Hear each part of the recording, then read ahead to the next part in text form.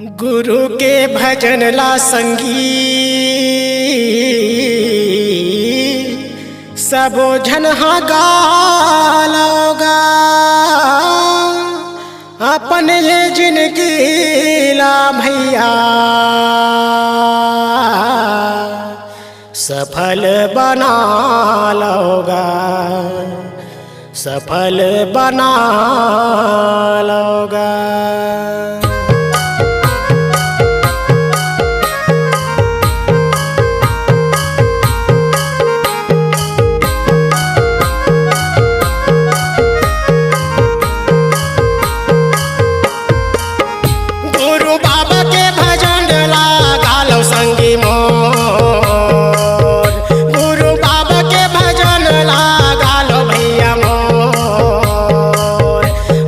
जिंदगी ला सफल बना लो संगी मोर अपन जिंदगी ला सफल बना लो भैया मोर। गुरु बाबा के भजन लगा लो संगी मोर गुरु बाबा के भजन लगा लो दीदी मोर अपन जिंदगी ला सफल बना लो भैया मोर अपन जिंदगी ला सफल बना लो दीदी मोर।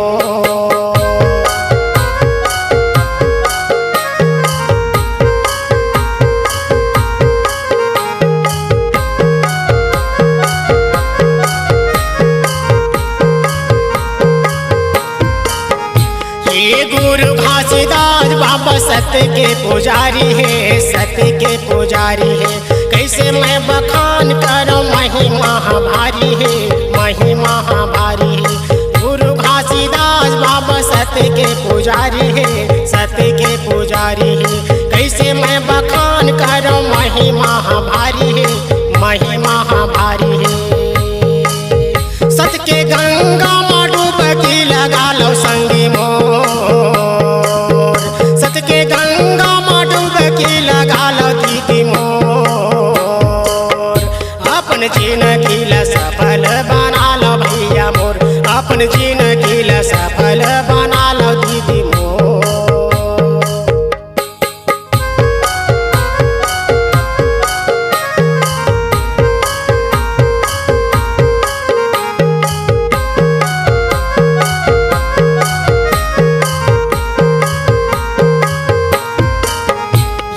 गुरु घासीदास बाबा ज्ञान के देवैया है ज्ञान के देवैया है भूले भटके मन खेला रसता बतैया है रसता बतैया है।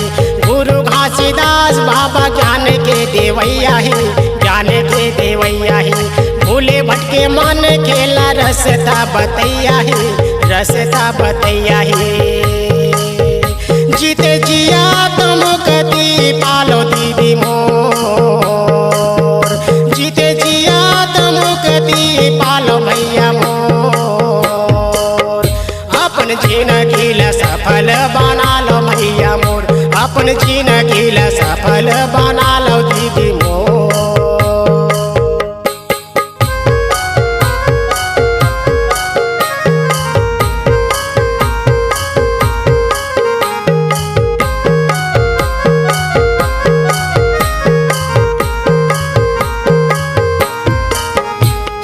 गुरु घासीदास बाबा महागु के लाला है महागु के लाला है धुनीला रमाए गुरु बड़ा मत वाला है बड़ा मत वाला है।